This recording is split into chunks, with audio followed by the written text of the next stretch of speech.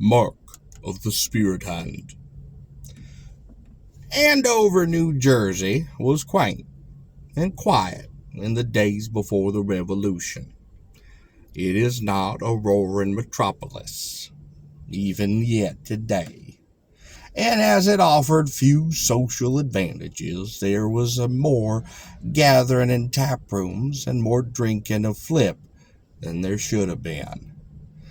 Among those who were not averse to a cheering cup were three boon companions, Bailey, Hill, and Evans, farmers of the gathering neighborhood. They loved the tavern better than the church, and in truth the church folk did not love them very well, for they were suspected of entertaining heresies of the most forbidden of character. It was while they were discussing matters of belief over their glasses that one of them proposed, in a spirit of bravado, that whichever of the trio might be first to die should therefore come back from the grave, revealing himself to the others, if he could, thus settling the question as to whether there was a future for them.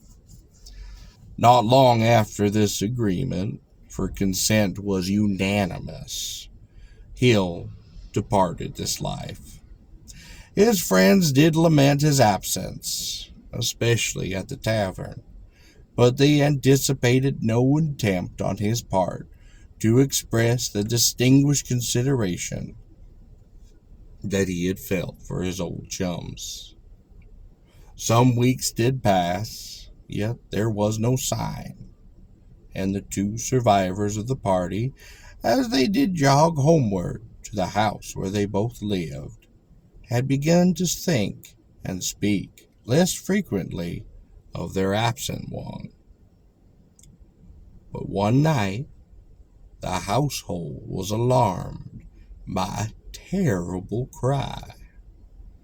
Bailey got a light and hurried to the bedside of his friend, whom he found most deathly white and holding his chest as if in pain.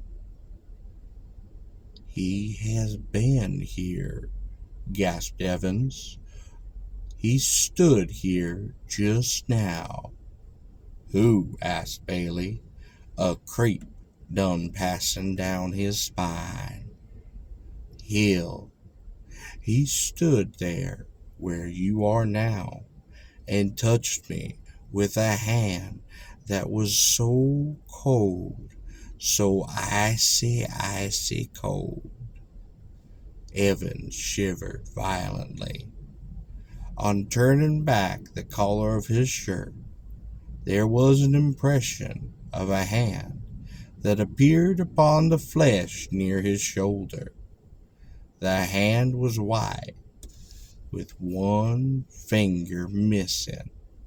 Hill had lost that finger.